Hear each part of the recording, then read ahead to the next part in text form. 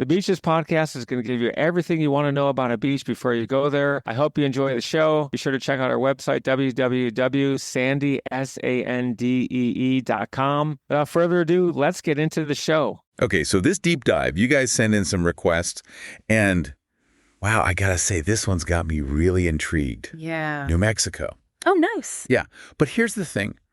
The listener who sent this in, they're picturing like a beach vacation.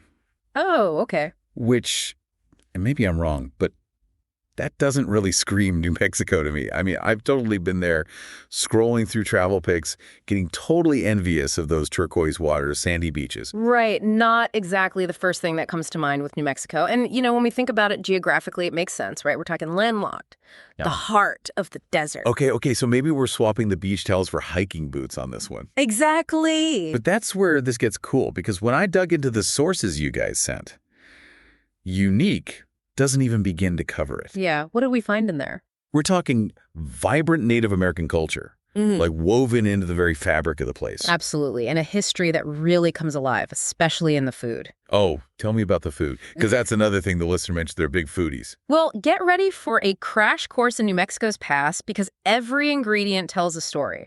We're talking about a place that was a crossroads for trade routes centuries ago, and those influences still felt today in the spices, in the cooking styles. It's like a history lesson on a plate. Okay, I am so here for that. So what kind of stuff are we talking about specifically? Give me some examples.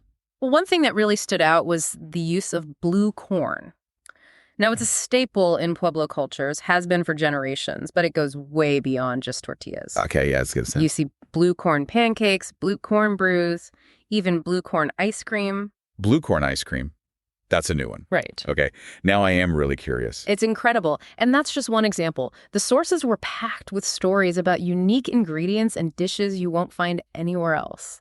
All right, so we've covered culture, we've covered food, but what about those New Mexico landscapes? Because when I hear desert, I'm thinking like endless sand. And honestly, kind of boring. Oh, but that's where you'd be wrong. New Mexico is anything but boring. Forget flat, endless dunes. Think dramatic mesas, canyons that look like they were carved out by giants. Like something out of a movie. Exactly. And the skies, they go on forever.